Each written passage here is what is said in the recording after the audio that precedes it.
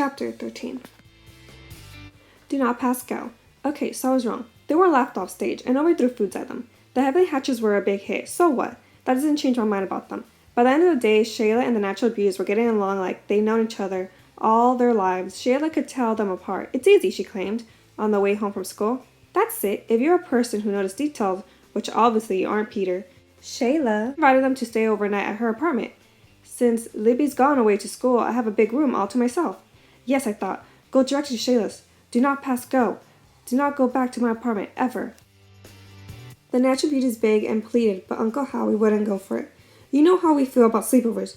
You don't want to expose yourself to bed influence, do you? I looked around at rows of sleeping bags on our living room floor and said, Isn't that a sleepover? No, Peter, my boy, Cousin Howie said. This is a family reunion. But Dora said, You know, Howie, maybe it's not a bad idea to give our girls just a teensy-bitsy taste of freedom.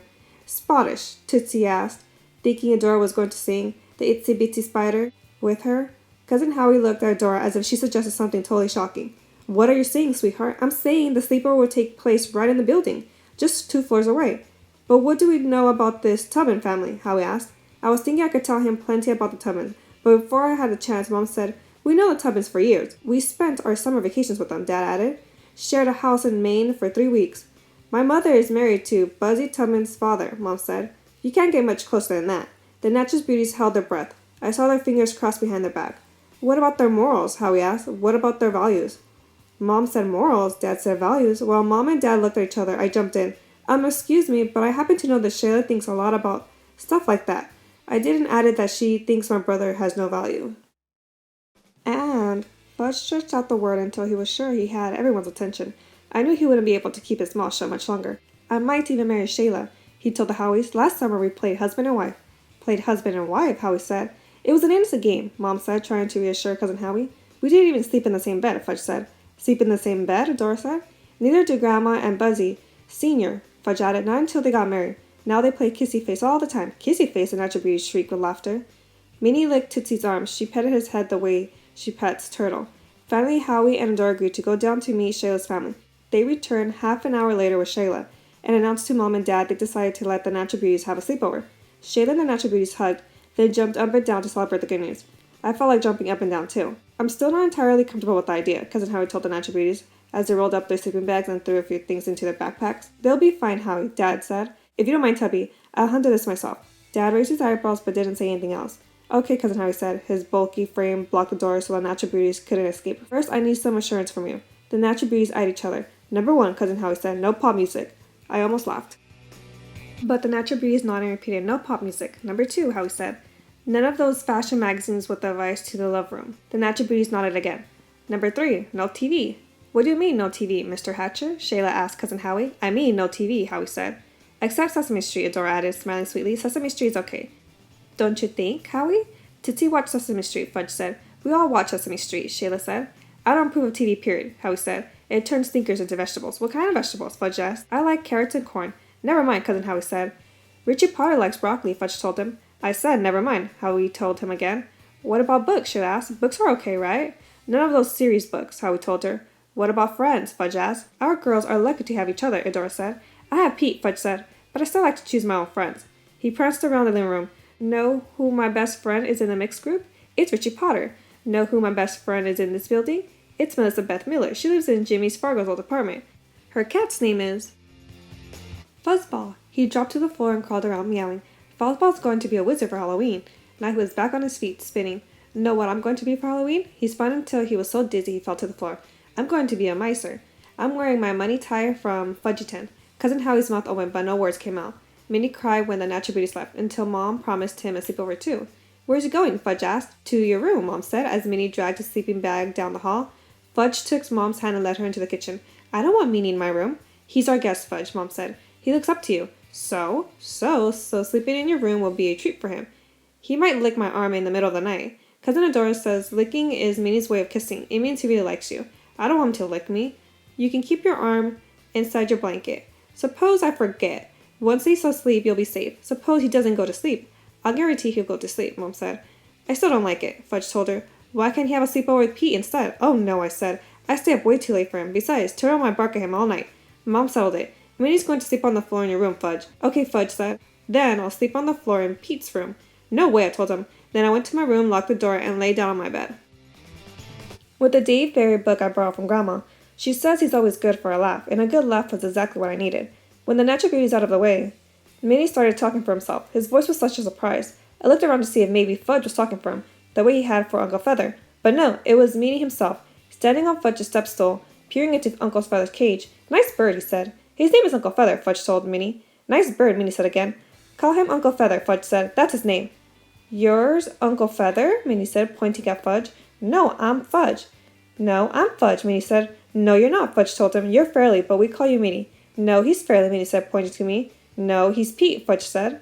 Who's Pete? Minnie asked. I gave up, Fudge shouted in frustration. No, I give up, Minnie said, laughing. You're a turkey brain, Fudge shouted at him. Gobble gobble, Tootsie said as she toddled past Fudge's room. It rained all weekend, not that the Howies minded, because by Saturday morning they were hooked on TV. I'm not sure how it happened. It could have been on Friday night when Dad checked the Weather Channel. Adora was intrigued. Why, look at that, Howie. Isn't that fascinating? You can follow the weather all over the country. They even show the Hawaiian Islands. For the next 2 hours, she and Howie watched the Weather Channel. Then Howie got a hold of the remote control, and that was it. Talking about turning into vegetable. That was amazing. For all I know, they pulled an all-nighter. I got up once to pee, and could still see the flickering lights coming from the living room. I think they were watching the reruns of I Love Lucy. They were laughing their heads off as if they'd never seen anything like it. I realized then they probably had it. Mom had to go to work on Saturday morning, and Dad had his usual list of errands. But because of the heavy rain, he didn't want to take Fudge or Tootsie with him. I knew it was coming. Peter, I won't be gone more than an hour. I put Tootsie in for a nap. So you can just keep an eye on Fudge. Don't worry, Tubby, Adora said, yawning. I'll keep an eye on the little ones. Cousin Howie was surfing from Saturday morning cartoons to Weather Channel to CNN headline news to reruns of an Oprah special. I went to check on Fudge. He was on the floor of his room, building a Lego rocket. Minnie was back on the stepping stool, keeping watching over Uncle Feather. Nice bird, I heard him say. As soon as Dad left, Turtle started barking at the door. That's what he does when he has to go out. I should have walked him when I first got up, but walking Turtle in the rain isn't exactly fun. I figured that Howie's had 3 kids and another on the way. They could manage without me for 15 minutes. I pulled on my rain jacket, grabbed an umbrella. The second we were in the elevator, Turtle knew it was raining out. Don't ask me how he knows, but he always does. He smells it, I guess. He hates the rain. When we reached the lobby, I had to pull him towards the door. When we got to the door, he whimpered. When I tugged on his leash, he laid down and rolled onto his back, trying to get me to feel sorry for him. He'll do anything not to set foot on the wet pavement. Henry watched, shaking his head. How's the bird, he asked. The same, still not talking. Not a word. I crouched down beside Turtle and talked to him very softly. Look, you have to do your thing, like it or not. It's not good for you to hold it in for so long. He turned his head, pretending not to hear me. Olivia Oistman offered a dog a treat. Thanks, I said. He could be rebelling against his name, she said. If he had a proper name like George or Rufus, it's the rain, I told her. Turtle sat up and ate his treat. I suppose I should have saved it for it, after he did his thing, as a reward. I held the umbrella over his head as I urged him outside. He cowered next to the building. Okay, fine. You want to do it here? Go ahead. But we're not going back inside until it's done. For the longest time, he just stood there. Finally, when he realized I wasn't going to change my mind, he did it. Without taking 2 steps away from the building, I scooped it into a bag and threw the bag into the trash basket. As soon as he was back inside, he shook himself off, spraying water everywhere, especially on me. All the way up in the elevator, he looked at me like if I was beyond stupid for making him go outside in the rain. The minute I opened the door to our apartment, it was hit in the face by a flying Nerf ball. Everybody was racing around, screaming, and Dora in her nightgown, Cousin Howie in his pajamas, Fudge, Minnie, and even Tootsie. What's going on? I yelled.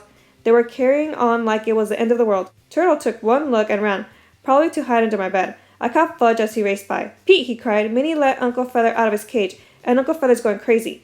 He's not supposed to have free time unless Mom or Dad are home. I know that, so where is he? I asked. Just as Uncle Feather zoomed through the living room, dropping poop like miniature bombs, pow, a direct hit on Cousin Howie's head. Pow, there goes the sofa. Pow, pow, pow, he hit the bookcase, the lamp, and the coffee table. My first thought was, Mom's not going to be happy about this, but then I thought, never mind the furniture. We have to protect Uncle Feather. I started shouting orders. Fudge, shut all the doors except to your room. Adora, pull down the shades, fast. Cousin Howie, we need to get the mirrors covered. I ran from the closet where Mom keeps the old sheets, but tripped over Minnie on the way. He was chasing Uncle Feather, arms outstretched, little hands in the air, as if he can catch a bird barehanded. Nice bird, nice bird. Tootsie followed Minnie, calling, peep, peep, birdie. I made it to the closet and tossed Fudge's sheet. Take that to Cousin Howie. Instead, Fudge threw the sheet over his head and kept running, like a Halloween ghost. You can hear the thud when Uncle Feather crashed. He crashed into the kitchen window and fell lifeless to the floor. My bird, Fudge cried. Suddenly, it was absolutely silent in the apartment. Don't touch him, Cousin Howie said.